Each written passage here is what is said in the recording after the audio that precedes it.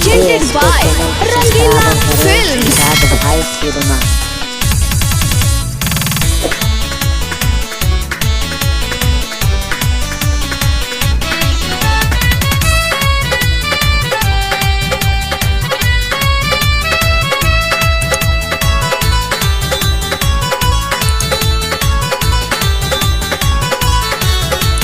जहिया से गइलू ससुराल गोरी निक नहीं लागे खाना हो। जहिया से गइलू ससुराल गोरी निक नहीं लागे खाना हो।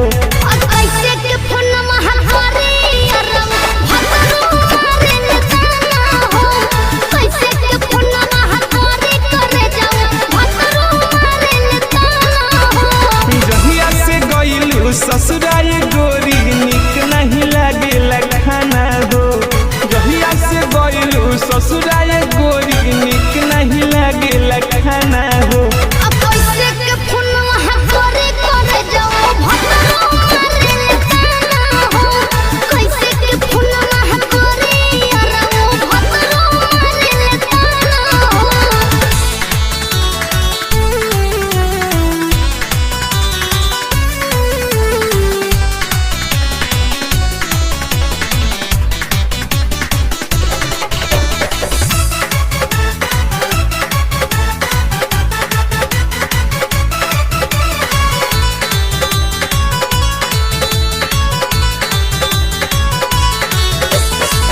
रातों दिन रानी तहरा बारे में सोचिले, अपने ही गामा से लोरे अपन पोछिले।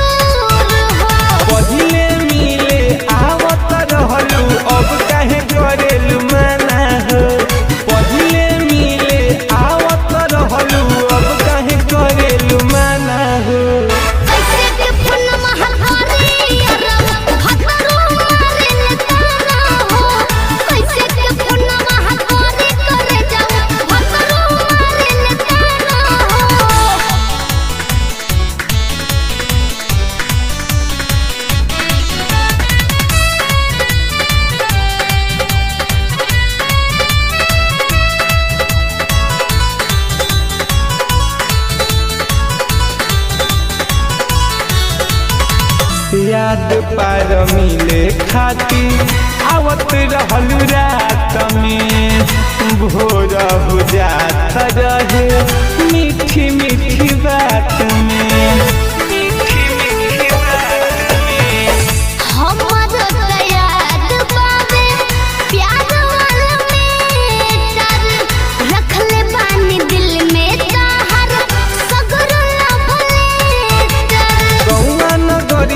दिन दुपहरिया घूमी बन के दीवाना हो।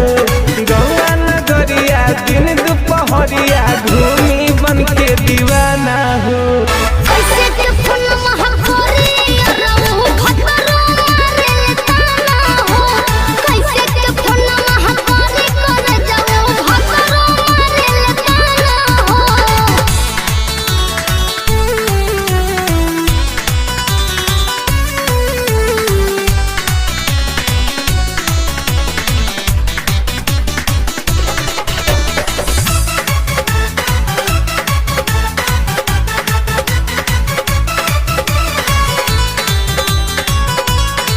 Mixed by Rangila Recording Studio, Mirganj।